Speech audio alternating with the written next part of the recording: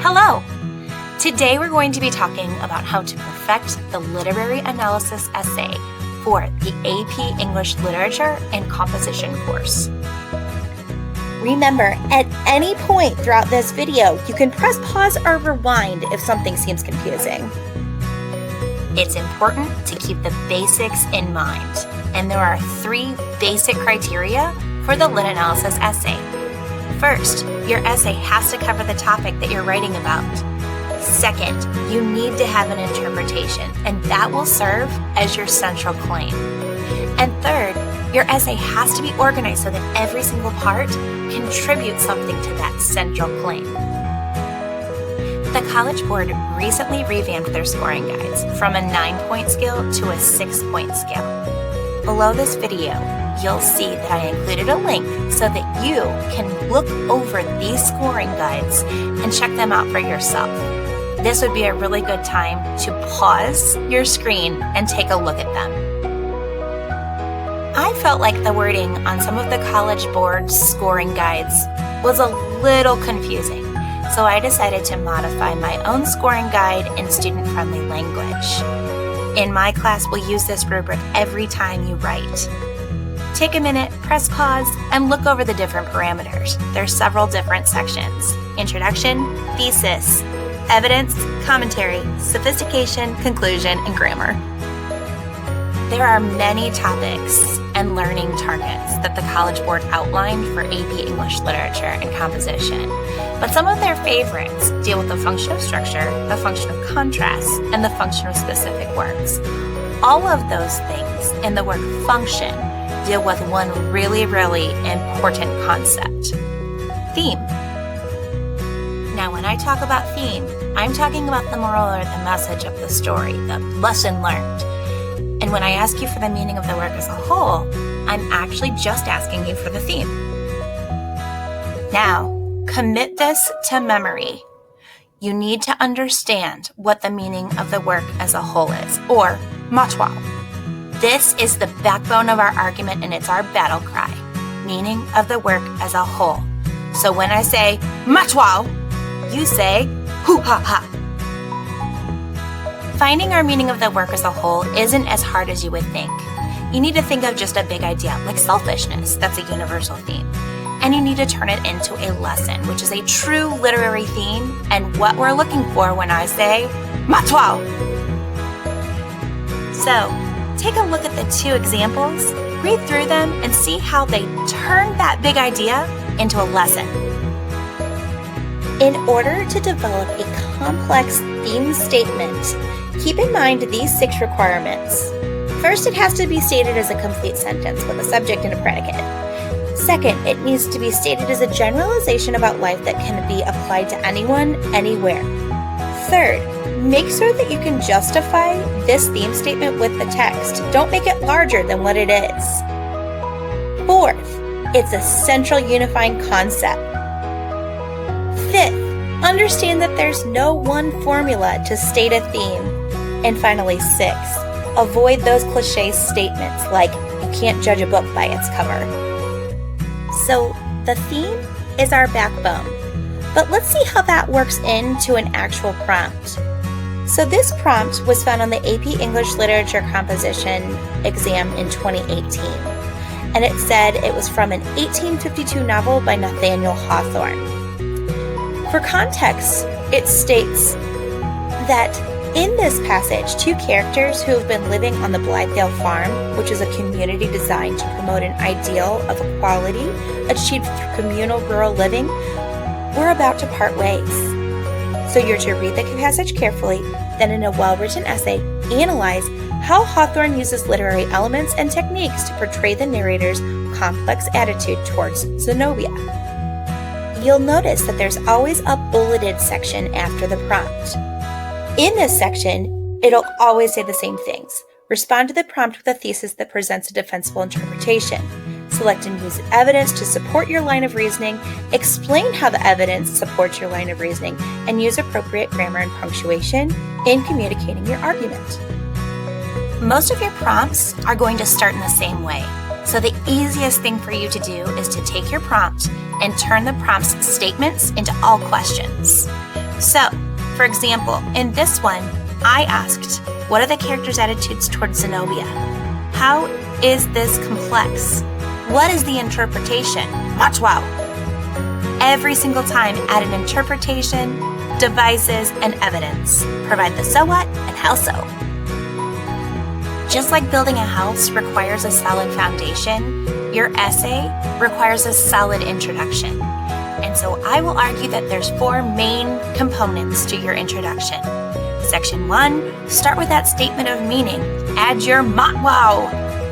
I would include your title or your author within the first 2 sentences. Your next section, address all those components of the prompt. Make a specific comment about the conflict or the tension, and add those binary oppositions. They're very important. Find a way to incorporate some specific techniques that the author uses to achieve that meaning. And finally, make a claim. Add your matwao. And in order to create a line of reasoning, add the words but, however, or while also, and add an alternative interpretation to that matwao. You're going to see that in this introduction, though not perfect, they incorporate all the things that I just talked about. So I'm going to read it to you. It says, there's often a great divide in society between the selfish and the selfless. Within his 1952 novel, Hawthorne provides commentary about the role of selfishness, noting that it takes noble courage and sometimes self-sacrifice to be selfless, especially because it can be deliciously easy to give in to selfishness. However, often this selfishness is misunderstood and misjudged. Through the indirect characterization of Zenobia and the biases of the first-person narrator's accounts, Hawthorne not only highlights the implications of passing judgments on others, but he also suggests that there's a fine line between self-serving behavior and self-preservation. So now that you've looked at a sample introduction, we need to figure out how to get there. Hopefully you understand that you're supposed to relate everything back to your theme. But in doing so, I want you to consider one of College Board's favorite of the 3 topics, explaining the function of contrasts, or 3D. I want you to think back to your early studies of literature, and your teacher probably taught you about conflict, that struggle between 2 opposing forces. Remember that without conflict, there is no story, because conflict is tension. But we can't just stop at person versus person or society versus technology. Don't stop there. We need to transcend those archetypal conflicts into what we call binary oppositions. Binary oppositions are conflicts that happen over and over again in a sort of motif pattern. So examples of those would be things like good versus evil, fate versus free will, perception versus reality. This is the heart of what you should be looking for every time you read. Looking for and finding those oppositions within the text can help you to develop a complex literary argumentation that lends itself to sophistication. The introduction that we read explored several complexities and oppositions. In fact, this particular introduction had 3 separate types of oppositions. They discussed selfishness versus selflessness, judgment versus introspection, and self-serving behavior versus self-preservation. And adding that but statement helped with their organization to develop a line of reasoning. Containing 2 separate interpretations lent itself to a first body paragraph discussing the implication of passing judgment on others, and a second suggesting the fine line between self-serving and self-preservation. So brainstorming your theme and brainstorming your oppositions will help you set up some really great ideas in your body paragraphs.